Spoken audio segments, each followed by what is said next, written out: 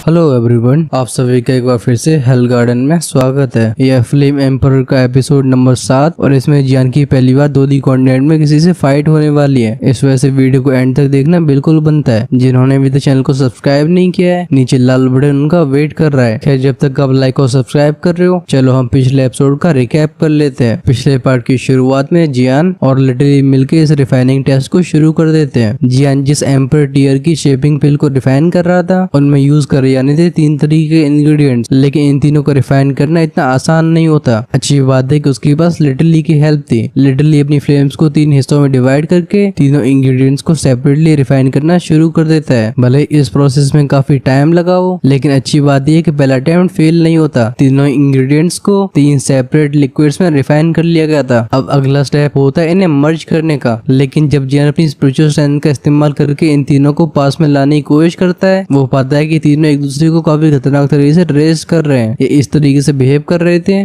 जैसे इनके पास अपनी इंटेलिजेंस हो। ये जियान के लिए भी एक हेडेक बन गया होता है। जब वो इन तीनों लिक्विड्स के ऊपर और भी फोर्स लगाने की कोशिश करता है तो कर्लन के अंदर एक्सप्लोजन होने शुरू हो जाते हैं। इसी मोमेंट पे जियान को मालूम पड़ता है कि लिटरली उसके लिए कितना इंपॉर्टेंट है। सिचुएशन को ऐसे खराब होती हुई देख लिटरली अपनी डिवॉरिंग फ्लेम की डिवॉरिंग पावर को इस्तेमाल करने लगता है, जिससे तीनों लिक्विड्स के अंदर के वायलेंट नेचर को डिवॉरिंग फ्लेम के द्वारा डिवॉर कर लिया गया था। ऐसा होने के बाद तीनों लिक्विड्स को मर्ज होने में बहुत लंबा समय नहीं लगता और काफी जल्दी आसमान को काले बादल घेर लेते हैं। लेकिन बात यहीं पे नहीं रुकती। कुछ ही समय के बाद आसमान के थंडर क्लाउड्स में बदलाव होने लगे थे। धीरे धीरे थंडर क्लाउड्स 9 ग्रेड पिल लाइटनिंग का फॉर्म ले लेते हैं। जब सभी को चिंता सता रही थी कि जियान इस पिल लाइटनिंग का सामना कैसे करने वाला है, तभी एंट्री होती है स्काई डीमन पपेट की। हालांकि दूसरी कॉन्टिनेंट में जियान का नया स्काई डीमन पपेट अपनी लिमिट तक पहुंच गया था, लेकिन जिन लोग इसे और भी इम्प्रूव कर देते हैं। इसी कारण की वजह से जैसे ही पपेट अपीयर हुआ था, जियान इसे पिल लाइटनिंग ट्रिबुलेशन का सामना करने का ऑर्डर देता है। और देखते देखते पिल लाइटनिंग, जो कि अच्छे एल्केमिस्ट का सरदर्द बनी हुई है, वो डीमन पपेट के द्वारा अब्सॉर्ब कर ली जाती है। ओरिजिनली स्काई डीमन पपेट की वो स्ट्रेंथ, जो कि 2 एक्सपर्ट के बराबर होती है, अब वो 2 स्टार 2D का सामना करने के लायक हो गई थी। और अगर जियान इसे पूरी तरीके से ग्रो करना चाहता है तो उसे ऐसी कई और मेडिसिन पिल्स को रिफाइन करना होगा, तब ये बनेगा गोल्डन डीमन पपेट और उसकी स्ट्रेंथ कम से कम 5 स्टार 2D तक पहुंच जाएगी। चलो तब की चिंता ना करके हम यहीं से इस एपिसोड की शुरुआत करते हैं। जैसे ही आसमान से वो पिल लाइटनिंग डिसअपीयर हुई थी, जियान के दिल को भी ठंडक मिलती है। इस समय कर्लन के अंदर तीनों लिक्विड्स अच्छे से मर्ज हो चुके होते हैं। जब जियान का ध्यान कर्लन की तरफ गया था, वहाँ पे उसे एक डार्क रेड मेडिसिन पिल दिखाई देती है। वो डेलिकेट सी दिखने वाली लाल रंग की मेडिसिन पिल कुछ समय तक शांत रहने के बाद अचानक से बैंग साउंड के साथ मेडिसिन कर्लन के ढक्कन में जाके टकरा गई थी। ऐसा लगता है जैसे जियान के कंट्रोल से बाहर जाने की कोशिश कर रही हो। इस नॉर्मल सी दिखने वाली मेडिसिन पिल के अंदर एक ऐसी इनविजिबल पावर होती है जिसकी वजह से ऑब्जर्वर्स की रूहें कांप जाती हैं। और इस सीन को जियान एक ही बार में रिकॉग्नाइज कर लेता है। साफ तौर पे एक तरीके का सोल अटैक है। हमें पता होना चाहिए कि 8th ग्रेड की पिल्स भी एक ह्यूमन नेचर को पोजेस करती हैं। वहीं पे अगर बात करिए 9th ग्रेड की मेडिसिन पिल्स की, तो उनके पास अपनी स्पिरिचुअलिटी होती है। और अगर बात करिए एम्पर ग्रेड की पिल्स की, तो पहले ही उनके सोचने की क्षमता इंसानों से बिल्कुल कम नहीं होती। वो एम्पर ग्रेड की मेडिसिन पिल्स जन्म लेने के बाद तुरंत ही आजाद होना चाहती है। कर्लन के अंदर उस डार्क रेड पिल को ऐसे एजिटेट होती हुई देख आखिर जियान इसके पीछे कारण को कैसे नहीं समझ पाता। उसने उस 9 ग्रेड पिल लाइटनिंग को सक्सेसफुली डिफेंड कर लिया है, तो फिर जियान आखिर स्टेप को कैसे बोल सकता है। ये सोच के जियान तुरंत अपनी आंखें बंद करके वहीं पे बैठ जाता है। अगर वो इस लाल रंग की पिल के ऊपर नियंत्रण चाहता है तो उसे अपनी सोल का इस्तेमाल करना होगा। बेसिकली जियान को अपनी स्पिरिचुअल स्ट्रेंथ का इस्तेमाल करके इस मेडिसिन पिल को डिफीट करना होगा, क्योंकि प्रेसिडेंट बाइसू के हिसाब से यही सोल टेम्परिंग होती है। बहुत कम ही लोगों को ऐसा पता होता है कि कोई वो मेडिसिन पिल जो कि एम्पर ग्रेड से ऊपर चली जाती है, उसके पास इंसानों जैसी बुद्धि आ जाती है और तब उसे एक पिल की जगह एक जीव कहना सही होगा। अगर उसे रिफाइन करने वाला एल्केमिस्ट उसे एक असली एम्पर ग्रेड की मेडिसिन पिल में बदलना चाहता है, तो एल्केमिस्ट को सोल टेम्परिंग परफॉर्म करनी होगी। ये so called soul tempering souls की बैटल होती है। जनरली बात करिए तो एम्पर ग्रेड की मेडिसिन पिल्स के पास पहले से स्पिरिचुअल स्ट्रेंथ की काफी खतरनाक पावर होती है। अगर एल्केमिस्ट केयरफुल नहीं रहता है तो उसका सीरियसली इंजर्ड होना कोई बड़ी बात नहीं होगी। ऑफ कोर्स यहाँ पे बात हो रही है जियान की। उसके सामने इस मेडिसिन पिल की एक नहीं चलने वाली थी। पहले तो जियान पहले से डी स्टेट की सोल में पहुंच चुका है और तो उसकी सोल को अलग अलग हेल्प फ्लेम से रिफाइन किया गया है। बूम बूम की आवाज के साथ वो मेडिसिन पिल कर्लन की दीवारों में टकरा रही थी। हम चारों तरफ इंडिविजुअल रिपल्स को फैलते हुए देखते हैं। मेडिसिन पिल से बाहर आने वाली इनविजिबल पावर एक पहने पहने दांतों वाले ह्यूज पाइथन में ट्रांसफॉर्म हो जाती है। ये सांप जियान को किसी छोटे से बच्चे की तरह देख रहा था। इसकी आंखों के इंटेलिजेंस को देख के ऐसा लगता है जैसे अगर जियान ने कोई मौका दिया तो उसे बिल्कुल नहीं गवाएगा। इस जायंट पाइथन के टेरिफाइंग और बॉडी को सेंस करके सभी को मालूम पड़ जाता है कि ये कम से कम 4 स्टार दूधी की पावर को रखता है। अगर जियान की बात करिए तो वो है 3 स्टार दूधी पे। हालांकि अल्केमिस्ट के लिए सबसे पावरफुल चीज उनकी स्पिरिचुअल स्ट्रेंथ होती है, लेकिन दूधी कॉन्टिनेंट में भी बहुत ज्यादा सोल अटैक टेक्निक्स अवेलेबल नहीं है, जिसकी वजह से कहा जा सकता है कि अल्केमिस्ट के लिए हमेशा फाइटिंग स्ट्रेंथ उनकी परेशानी रही है। अब जियान हवा में आंखें बंद करके क्रॉस लेग बैठा हुआ था और उसकी फाइटिंग स्पिरिचुअल स्ट्रेंथ उस एम्पर रैंक की मर्सिबिल का सामना करने के लिए तैयार होती है। देखते देखते सभी की आंखों के सामने जियान की बॉडी से बाहर आने वाली स्पिरिचुअल स्ट्रेंथ एक बहुत ही बड़ी ड्रैगन का फॉर्म ले लेती है। जैसे ही ड्रैगन अपीयर हुआ था, ये आसमान की तरफ देख के तेजी से रोर करता है। इसे देख के ऐसा लगता है जैसे वो सामने की स्पिरिचुअल पाइथन को एक तरीके से युद्ध करने की चुनौती दे रहा है। अरीना के अंदर कैसे सीन को देख के प्रेसिडेंट बाइसू बोलते हैं, मैं इस लड़के की स्पिरिचुअल फाइटिंग स्ट्रेंथ के बारे में जानता नहीं हूँ, लेकिन एक एम्पर लेवल की बिल की स्ट्रेंथ को बिल्कुल अंडर एस्टिमेट नहीं किया जा सकता। अगर चीजें सच में काम नहीं करती हैं तो फिर मुझे एक्शन लेना ही होगा। इस लिटिल फेलो के लिए इस पिल को रिफाइन करना ही काफी बड़ी बात है, और फिर चाहे कुछ भी हो, ये हमारे फ्यूचर में काफी काम आने वाला है। जब प्रेसिडेंट बाइसू ये सब सोच रहे होते हैं, अरीना के अंदर इन दोनों क्रीचर्स के बीच में फाइट शुरू हो गई थी। अभी वो पाइथन लगातार ड्रैगन को बाइट कर रहा होता है। देखते देखते ड्रैगन की बॉडी में कई सारे होल्स हो जाते हैं। इसे देख के ऐसा लगता है ये कभी भी डिस्ट्रॉय हो जाएगा। ऐसे सीन को देख के सभी लोग शॉक्ड हो गए थे। आखिरकार अपनी स्पिरिचुअल स्ट्रेंथ का इस्तेमाल करके इतने बड़े क्रीचर में ट्रांसफॉर्म करवाना, इसमें सोल का काफी ज्यादा कंजम्पशन होता है। और तो और ये बस सोल पावर की मेटरलाइजेशन ही नहीं है, बल्कि इसका इस्तेमाल करके जियान को अटैक भी करना है। अगर इस बड़े से ड्रैगन को कोई भी डैमेज पहुंचता है तो उसका कई गुना नुकसान वापस जियान को होगा। प्रेसिडेंट बाइसू को चिंता का सबसे बड़ा कारण होता है। चाहे कुछ भी हो, लेकिन जियान इतनी कम उम्र में इतना अच्छा परफॉर्म कर पा रहा है, उन्हें जियान को प्रोटेक्ट करना ही होगा, क्योंकि ये टैलेंटेड जीनियस अल्केमिस्ट एसोसिएशन का फ्यूचर है। आसमान की वो बैटल कंटिन्यू होती है। अभी जियान का वो जाइंट ड्रैगन भाग रहा होता है और उसका पीछा कर रहा था मर्सिबिल का बड़ा सा पाइथन। खैर पहली नजरों वाले लोगों को दोनों के बीच के डिफरेंस के बारे में तुरंत ही मालूम पड़ जाता है। जब वो सिल्वर बालों वाली यूएरू जियान के स्पिरिचुअल ड्रैगन को इस तरीके से आसमान में भागती हुई देखती है, उसकी बॉय भी सिक उठ जाती है। यूएरू को डर था कि उस मर्सिबिल की वजह से कहीं जियान की सोल को डैमेज न पहुंचे, लेकिन जब उसका ध्यान जाता है जियान की तरफ, वो देखती है कि इस समय जियान कुछ हैंडसीज को चेंज कर रहा होता है। जैसे जियान की मुंह से कुछ शब्द बाहर आते हैं, उसका वो स्पिरिचुअल स्ट्रेंथ से बना हुआ ड्रैगन आसमान में तेजी से विगल करने लगता है। यूएरू कहती है इस लड़के को सच में इंतजार करना आता है, ये जियान सच में पावरफुल है। तुरंत ही सीन चेंज हुआ था। हम देखते हैं जियान को, जिसने इस समय पे अपनी बंद आंखें खोल ली होती हैं। वही कोल्ड स्नॉट के साथ बोलते हैं, तुम काफी समय से एरोगेंट बिहेव कर रहे हो, अब समय आ गया है कि चीजों को खत्म किया जाए। जियान का हाथ आगे बढ़ाता है, वो कहता है इट्स ओवर। इमीडिएटली आसमान का वो ड्रैगन, जो कि सोल पाइथन के अटैक की वजह से ट्रांसपेरेंट हो गया होता है, उसके मुंह से एक टेरिफाइंग एनर्जी बाहर आती है। जैसे सोल पाइथन की तरफ एनर्जी आगे बढ़ी थी, ऐसा लगता है ह्यूज सोल पाइथन ने इस टेरिफाइंग एनर्जी के अंदर की डिस्ट्रक्टिव पावर को सेंस कर लिया है। ये तुरंत यहाँ से एस्केप करने की कोशिश करने लगता है, लेकिन जियान जो कि इतने लंबे समय से वेट कर रहा होता है, वो इसे भागने का मौका कैसे दे सकता था। तुरंत ही जियान का yellow spring divine anger attack, जो कि स्पिरिचुअल स्ट्रेंथ की वेव की फॉर्म में आगे बढ़ा था, वो भागते हुए सोल पाइथन को अपने चपेट में ले लेता है। जियान ने हुआंगक्वान डिवाइन सेंट की कब्र से उनकी 4 अल्टीमेट फाइटिंग स्किल्स को हासिल किया था, और जैसे ही जियान का 2 दिन ब्रेक थ्रू होता है, उसके द्वारा सीखी गई सारी 2 स्किल्स क्वालिटेटिवली इंप्रूव हो जाती हैं। यहाँ पे खासकर बात हो रही है हुआंगक्वान डिवाइन एंगर की। जब भी जियान येलो स्प्रिंग डिवाइन एंगर का इस्तेमाल करता है, इसके इफेक्ट्स हमेशा मिरेकुलस होते हैं। आखिर उस डार्क रेड मेर्सल पिल के सोल पाइथन को कैसे पता होता है कि जियान के पास इतनी टेरिफाइंग टेक्निक है। वो बस थोड़ी सी दूरी पे पहुंचा होता है, तभी जियान का अटैक उसे टकरा जाता है। तुरंत ही हम सोल पाइथन को वहीं पे थमते हुए देखते हैं। भले ही औरों की नजरों में इस समय काफी ज्यादा कम हो, लेकिन इसे देख के जियान के चेहरे पे स्माइल आ जाती है, क्योंकि उसे सफल होने के लिए बस इतना ही समय चाहिए था। जैसे सोल पाइथन जियान के हुआंगक्वान डिवाइन एंगर से रिकवर होता है, बस इसी मोमेंट में ड्रैगन की मुंह से बाहर आने वाली टेरिफाइंग एनर्जी उस ह्यूज पाइथन से जाके टकरा जाती है। तुरंत ही सोल पाइथन की बॉडी में से बैंग बैंग की आवाज आने लगी थी। कुछ समय पहले सोल पाइथन बहुत ही भयानक दिख रहा होता है, हम उसके पर कच्चे उड़ते हुए देखते हैं। जियान कहते हैं एम्पर मेर्सिबिल, तुम्हारी स्पिरिचुअल स्ट्रेंथ मुझसे हार गई है, अब तुम्हें सरेंडर कर देना चाहिए। और कुछ इस तरीके से जियान ने उस रेड मेर्सिबिल के ऊपर अपनी जीत हासिल करी थी। सीन कुछ समय की बात कर दिखाया जाता है। अभी जियान प्रेसिडेंट बाइसू के सामने खड़ा था, और उसके हाथ में वही डार्क रेड मेर्सिबिल होती है जिसे उसने कुछ समय पहले रिफाइन किया था। जियान इससे एक वार्म सेंसेशन को फील करता है। भले ही जियान अंदर से चाहे कितना भी थका हुआ फील कर रहा हो, वो तभी प्रेसिडेंट बाइसू की तरफ हाथ कप करके बोलता है, हाँ प्रेसिडेंट, ये एम्पर रैंक की मेर्सिबिल सच में काफी एक्स्ट्राऑर्डिनरी है। लकीली मैंने इसे एक बार में रिफाइन कर लिया। इस पूरे रिफाइनमेंट प्रोसेस के समय के दौरान चिंगुआ जियान के हर एक स्टेप को ध्यान से देख रही होती है। इस वजह से जैसे ही जियान कमजोरी के साइंस को दिखाता है, वो तुरंत आगे बढ़कर उसे सपोर्ट करती है। अगले पल में चिंगुआन की बॉडी में से कुछ दूरी के पतले पतले थ्रेड्स बाहर आने लगे थे। जैसे ही जियान का शरीर ने टच करता है, जियान पाता है कि उसके शरीर की ऊर्जा जो जो कि खत्म होने की कगार पे आ गई थी, अब वो तेजी से रिकवर होने लगी है। इस समय उसकी सोल भी बहुत ही कंफर्टेबल फील कर रही थी। इस सिचुएशन ने जियान को बहुत ही शॉक कर दिया था। उसने ऐसी दुखी के बारे में कभी सुना भी नहीं होता, लेकिन क्योंकि वो इस समय अल्केमिस्ट एसोसिएशन के अंदर है, वो इसके बारे में बिल्कुल इंक्वायर नहीं करता। जियान की नजरें फिर से प्रेसिडेंट बाइसू की तरफ जाती हैं। जियान के हाथ की मेडिसिन बिल को देखने के बाद प्रेसिडेंट बाइसू हंस के बोलते हैं, लिटिल फेलो बहुत अच्छे। मैं अनाउंस करता हूँ कि जियान, तुमने फर्स्ट ग्रेड के एम्पायर अल्केमिस्ट एग्जामिनेशन को पास कर लिया है और साथ में तुम हमारी अल्केमिस्ट एसोसिएशन के यंगेस्ट एल्डर के रूप में जाने जाओगे। प्रेसिडेंट बाइसू के इन शब्दों ने चारों तरफ लोगों के बीच में अप्रोर क्रिएट कर दिया था। एक बंदा बोलता है एल्डर की पोजीशन। कहा जाता है कि अल्केमिस्ट एसोसिएशन के सारे एल्डर्स कम से कम 4 स्टार दूधी की स्ट्रेंथ को पोजेस करते हैं और उनके द्वारा एम्पर रैंक में फर्स्ट रैंक अर्थ स्पिल को रिफाइन करने की एबिलिटी होनी चाहिए। ये सुन के एक लड़की बोलती है, लेकिन जियान की परफॉर्मेंस के हिसाब से उसका एल्डर बनना गलत नहीं होगा। जब सभी लोगों के बीच में ये सभी बातें चल रही होती है, जियान प्रेसिडेंट बाइसू की तरफ दोनों हाथ कप करता है। इस समय उसके चेहरे पे एक एम्बेरेस्ड एक्सप्रेशन आ चुका था। वो कहते हैं, प्रेसिडेंट मुझे माफ करना, लेकिन मुझे आपको डिसअपॉइंट करना होगा। मेरे पास पर्याप्त समय न होने की वजह से मैं अल्केमिस्ट एसोसिएशन का एक डेडिकेटेड एल्डर नहीं बन सकता। जियान के इन शब्दों को सुन के वाइस प्रेसिडेंट बायरू एकदम फ्यूरियस हो जाते हैं। वो चिल्ला के बोलते हैं, तुम क्या कह रहे हो? जियान वाइस प्रेसिडेंट बायरू को देखे अपोलोजेटिक स्माइल के साथ बोलता है, वाइस प्रेसिडेंट आप प्लीज शांत हो जाइए, मुझे बंदिशों में बनना पसंद नहीं है, इस वजह से मुझे आप सबको निराश करना होगा। बगल में खड़े प्रेसिडेंट बाइसू बायरू के कंधे को पकड़ के हंस के बोलते हैं, हाँ तुम्हें सच में इसके बारे में परेशान होने की जरूरत नहीं है। फिर वो जियान की तरफ देखे स्माइल के साथ बोलते हैं, लिटिल फेलो जियान, तुम पहले मेरी पूरी बात को सुनो। हमारी चिंगशेन सिटी के अल्केमिस्ट एसोसिएशन के एल्डर की पोस्ट टेम्परेरी भी हो सकती है, इस वजह से तुम्हारा एसोसिएशन में रहना जरूरी नहीं है और तो तुम्हारे एसोसिएशन के एल्डर के स्टेटस के साथ तुम्हें हर जगह पे रिस्पेक्ट दी जाएगी। खासकर तुम्हारे लिए मेरे से इंग्रेडिएंट्स को परचेज करना और भी आसान हो जाएगा। प्रेसिडेंट बाइसू एक चालाक लोमड़ी होते हैं। जियान की आज की परफॉर्मेंस को देख के उन्हें मालूम पड़ गया होता है कि जियान की फ्यूचर अचीवमेंट्स बहुत ही शानदार होने वाली हैं। इस वजह से वो पहले से जियान को एसोसिएशन का पार्ट बनाना चाहते थे। प्रेसिडेंट बाइसू बोलते हैं, लिटिल फ्रेंड जियान, तुम्हारा इसके बारे में क्या कहना है? प्रेसिडेंट बाइसू की बात को जियान भी अच्छे से समझ लेता है। वो जगह पे पहली बार आ रहा है, अल्केमिस्ट एसोसिएशन का पार्ट बनना उसकी काफी हेल्प कर सकता है। इस वजह से वो फाइनली एग्री करती हुए बोलता है, ठीक है, लेकिन मैं बस एक नाम का एल्डर हूँगा। जब जियान को स्काई मैश अलायंस के लीडर की पोजीशन भी दी गई थी, तब भी उसकी सारी सारी रिस्पॉन्सिबिलिटीज को मास्टर यालो संभालते थे। जब जियान एसोसिएशन का पार्ट बनने के लिए रेडी हो जाता है, प्रेसिडेंट बाइसू का ध्यान फाइनली जाता है सारे मेंबर्स के ऊपर। वो चिल्ला के बोलते, तुम सभी बैस्टर्ड्स तुरंत ही अपनी ट्रेनिंग में क्यों नहीं जा रहे हो? क्या तुम्हें इस असेसमेंट टेस्ट को देखने के बाद भी कोई इंस्पिरेशन नहीं मिली? जब प्रेसिडेंट बाइसू की बात को सभी डिसाइपल सुनते हैं, तो भले वो चाहे कितने भी अनविलिंग फील कर रहे हो, उन्हें अपने मुंह को लटका के जाना ही पड़ता है। प्रेसिडेंट बाइसू जियान से कहते हैं, तुम्हारी डिसीजन बहुत अच्छा है, मैं चलो तुरंत ही जाके तुम्हें रजिस्टर करता हूँ। ऐसे हाई ग्रेड की मेडिसिन बिल को रिफाइन करने में काफी ज्यादा एग्जॉशन होता है, अब तुम्हें जाके आराम करना चाहिए। बायरू, तुम जियान को रेस्ट रूम का रास्ता दिखाओ। वाइस प्रेसिडेंट बायरू भी इस ऑर्डर को रिजेक्ट नहीं करते। वो तुरंत ही जियान को कॉरिडोर से होकर कहीं ले जाने लगते हैं। कुछ समय तक चलने के बाद वाइस प्रेसिडेंट बायरू एक डिजाइनदार दरवाजे के सामने रुकते हैं। उस दरवाजे को खोलते हुए बोलते हैं, ठीक है, तुम यहाँ पे आराम कर सकते हो। कुछ समय के बाद प्रेसिडेंट खुद तुम्हारे पास आएंगे और अगर इस समय के दौरान तुम्हें कोई परेशानी हो तो तुम मुझे डायरेक्टली बुला लेना। ये सुन के जियान नॉड करता है। उसने आगे बढ़ के जस्ट कमरे का दरवाजा खोला ही था, तभी जियान को एक प्यारी सी आवाज सुनाई देती है। सरप्राइजिंग बात ये थी कि ये लड़की की आवाज उस कमरे के अंदर से आई थी। जब जियान आगे की तरफ देखता है, उसे एक सुंदर सी लड़की दिखाई देती है। वो जियान से कहती है, हेलो जियान, मेरा नाम यूरू है। इस लड़की को इस कमरे के अंदर देख के जियान अपने पीछे खड़ी चिंगयुआन को कंफ्यूजन से देखते हुए बोलता है,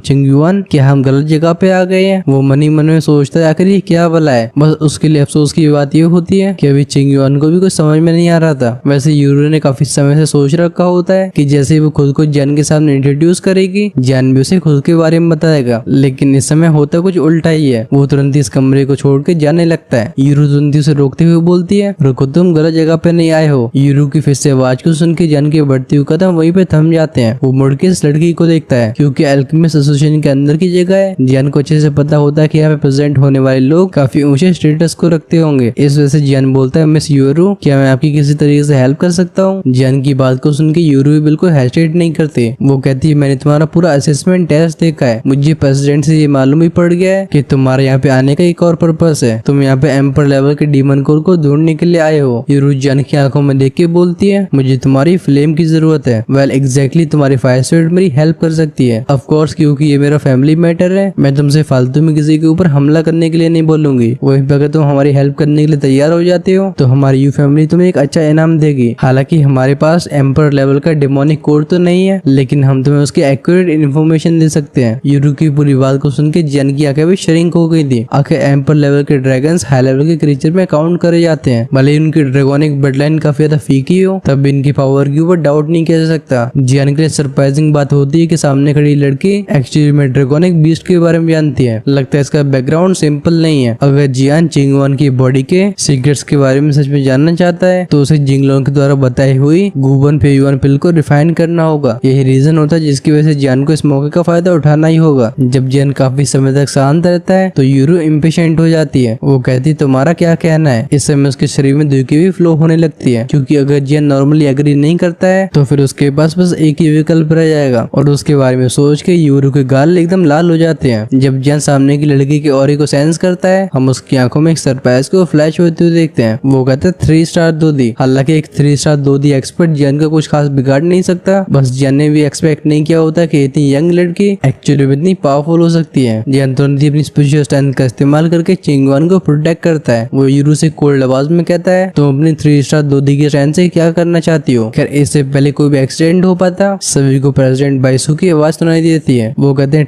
ठीक है तुम सभी शांत हो जाओ, हमें आराम से बैठ के बात करनी चाहिए। वो यूरू से कहते हैं यूरू पहले तो अपने ऑरे को काम डाउन करो, तुम्हारे पास वैसे भी ज्यादा समय नहीं बचा है। प्रेसिडेंट बाइसू की बात को सुन के यूरू भी एक कोल्ड साउंड के साथ खुद को शांत कर लेती है। प्रेसिडेंट बाइसू जियान को कुछ चीजों को देते हुए बोलते हैं ये तुम्हारा असेसमेंट मेडल है, इसे तुम अच्छे से संभाल के रखना। और ये हमारी अल्केमिस्ट एसोसिएशन की क्लोक, जब तक तुम इसे पहनते हो ऑर्डिनरी 3 स्टार दोदी एक्सपर्ट्स तुम्हारी स्ट्रेंथ के बारे में पता नहीं लगा पाएंगे। यूरू जो कि अभी तक गुस्सा थी, जब वो जियान के हाथ में उस असेसमेंट मेडल को देखती है जो कि एक फर्स्ट ग्रेड एम्पर को सिग्निफाई करता है, तो उसे फिर से याद आ जाता है कि भले ही सामने के नौजवान की उम्र काफी कम हो, लेकिन एक फर्स्ट ग्रेड एम्पर एल्केमिस्ट है। कुछ समय पहले यूरू अपने इमोशंस पे काबू नहीं कर पाई थी। वो जियान से तुरंत ही माफी मांगती है। यूरू के फादर की हालत और भी खराब होती जा रही है और उन्हें सही करने के लिए यूरू को ऐसे इंसान की जरूरत है जो कि एक फायर स्पिरिट को कंट्रोल करता हो। ओरिजिनली उसका जियान से बात करने का प्लान था, लेकिन जब उसे अपने फादर की याद आई तो उसके इमोशंस आउट ऑफ कंट्रोल हो गए। वहीं पे जहाँ तक बात रही जियान के गुस्सा होने की, तो जियान बस यूरू की ऑरे की वजह से रिएक्ट कर रहा था। हालांकि जियान को पता नहीं होता कि सामने की इस लड़की की आगे पूरी सिचुएशन क्या है, लेकिन कुछ समय तक सोचने के बाद वो एग्री करती हुई बोलता है ठीक है, लेकिन मैं किसी भी चीज की गारंटी नहीं ले सकता हूँ। मैं बस तुमसे वादा करता हूँ कि मैं अपनी पूरी कोशिश करूंगा। अगर ये अल्केमिस्ट एसोसिएशन जैसी जगह नहीं होती जिसे अल्केमिस्ट का स्वर्ग माना जाता है, तो शायद यूरू जियान से मिल भी नहीं पाती। उसने भी सोचा नहीं होता कि जियान अचानक से उसके साथ आने के लिए एग्री कर लेगा। वो एक पल के लिए स्टैंड हो जाती है। यूरू कहती है तुम एग्री कर रहे हो। ये सुन के जियान नॉड करता है। यूरू फाइनली जियान को पूरी सिचुएशन को बताते हुए बोलती है एक बार जब मेरे पिताजी एक मैजिकल बीस्ट का शिकार करने के लिए गए तो उनके ऊपर एक पावरफुल मॉन्स्टर ने हमला कर दिया। मुझे एक सीक्रेट बुक से मालूम पड़ा है कि उनकी हेल्प बस एक फायर स्प्रेड कर सकती है। यूरू अपने फादर को खोना नहीं चाहती। अच्छी बात है कि ऐसे समय में उसे जियान मिल गया। इस वजह से यूरू डिसाइड कर चुकी थी कि चाहे उसे कैसी भी मेथड्स का इस्तेमाल करना पड़े, वो जियान की मदद को हासिल करके रहेगी। यूरू की कहानी को सुनकर चिंगवान की भी आंखें भर आई थी। जिस तरीके से यूरू अपने पिता की जान बचाने के लिए कुछ भी करने के लिए तैयार है, ये दिखाता है कि यूरू की परवरिश कैसी हुई है। जियान एक सीरियस आवाज में बोलता है अभी उसके बारे में कुछ भी कहना सही नहीं होगा, मुझे पहले तुम्हारे फादर की कंडीशन चेक करनी होगी। ओवरऑल सिचुएशन को जानने के बाद जियान को पता लग चुका होता है कि यूरू का फादर काफी बड़े खतरे में है। इस वजह से वो किसी भी चीज की गारंटी नहीं ले सकता। जियान प्रेसिडेंट बाइसू की तरफ मुड़ के बोलता है प्रेसिडेंट जब तक मैं यूरू के साथ जाता हूँ क्या आप मेरे लिए एम्पर रैंक के ड्रैगन के मैजिकल कोर का ध्यान रखोगे। ये सुन के प्रेसिडेंट बाइसू जियान को समझाते हुए कहते हैं जनरली एम्पर ग्रेड के मैजिकल बीस्ट के कोर्स अलग अलग एट्रीब्यूट्स में बटे होते हैं। बस बात ऐसी है कि एक एम्पर रैंक के मैजिकल बीस्ट का कोर एकदम बेशकीमती होता है। एडिशनली अगर बात करिए ड्रैगन के मैजिकल कोर की, तो वो तो दसियों सालों से अपीयर नहीं हुआ। तब भी मैं तुम्हारे लिए इसे तलाश करने की पूरी कोशिश करूंगा। जियान को भी प्रोक्रास्टिनेट करने की बिल्कुल आदत नहीं होती। वो तुरंत ही प्रेसिडेंट बाइसू को दोनों हाथ पकड़ के थैंक यू बोलता है। वो यूरू की तरफ देख के बोलता चलो चला जाए। जियान के एटीट्यूड को देख के यूरू भी सरप्राइज हो गई थी, लेकिन तुरंत ही उसका दिल खुशी से भर जाता है। वो कहती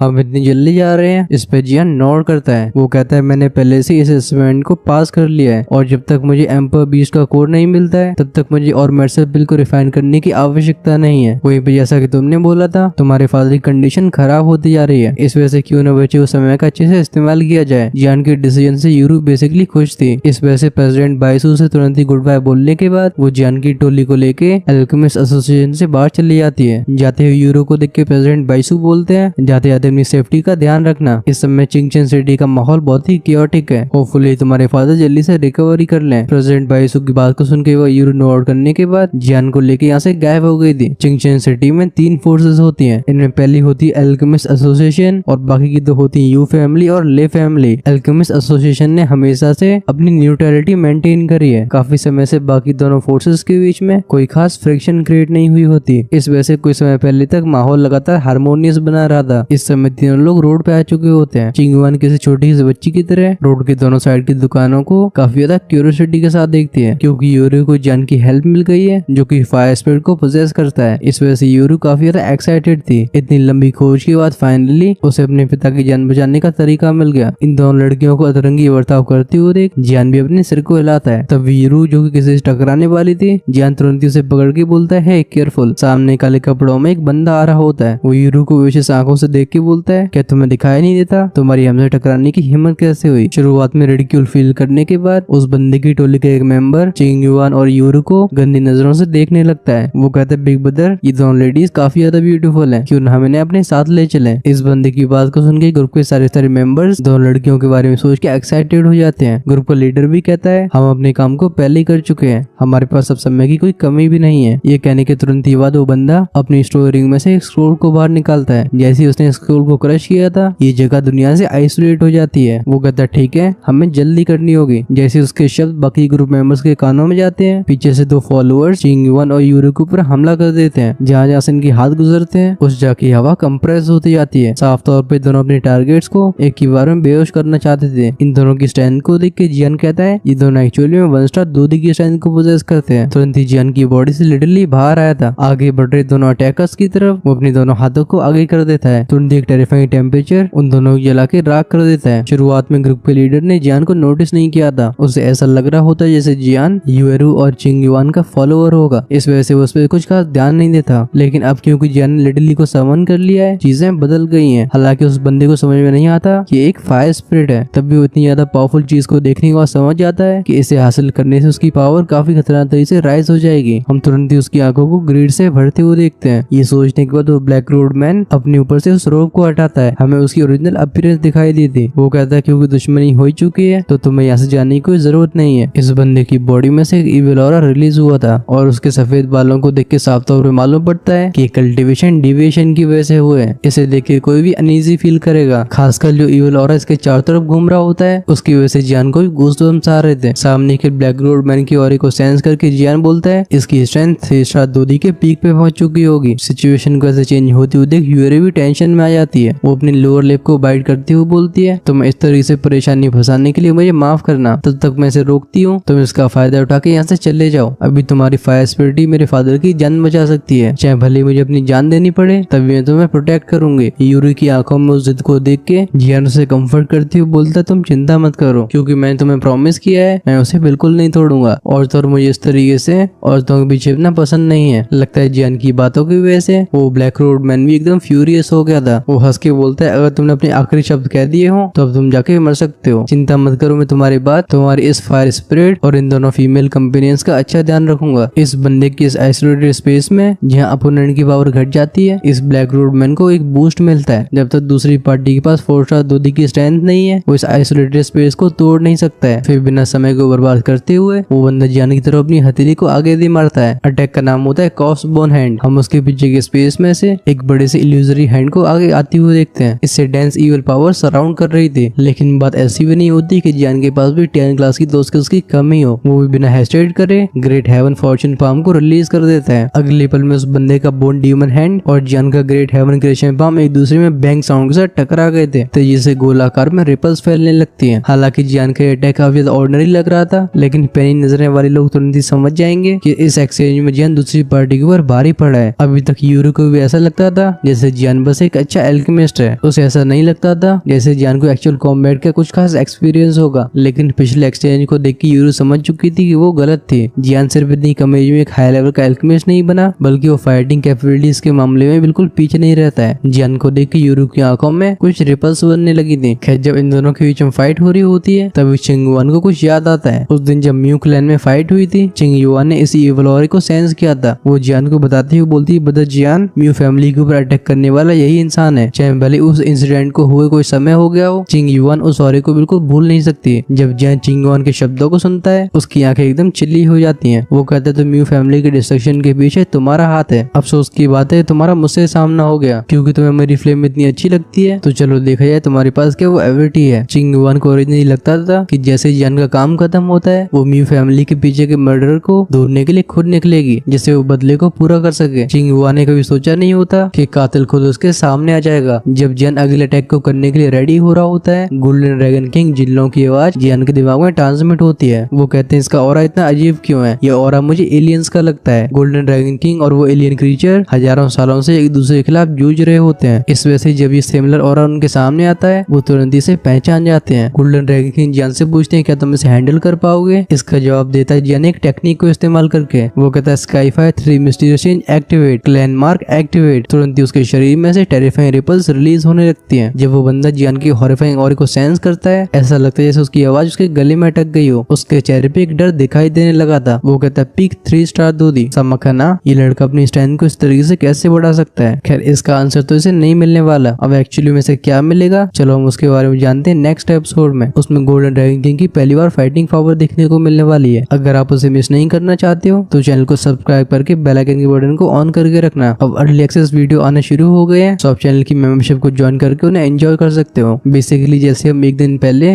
वीडियोस को प्रिपेयर करते हैं वो आपके लिए तुरंत ही अवेलेबल हो जाते हैं। बाकी के फीचर्स के बारे में जानने के लिए चेकआउट करो ज्वाइन बटन को, जो कि आपको चैनल के होम पेज पे मिल जाएगा। अगर ये एक्सप्लेनेशन पसंद आई हो तो वीडियो को लाइक करना मत भूलना, और अगर आपके पास कोई सजेशंस हो तो उन्हें कमेंट्स में बिल्कुल शेयर कर सकते हो। चलो हम मिलते हैं वीडियो को इस बार। Until then take care, tata bye bye.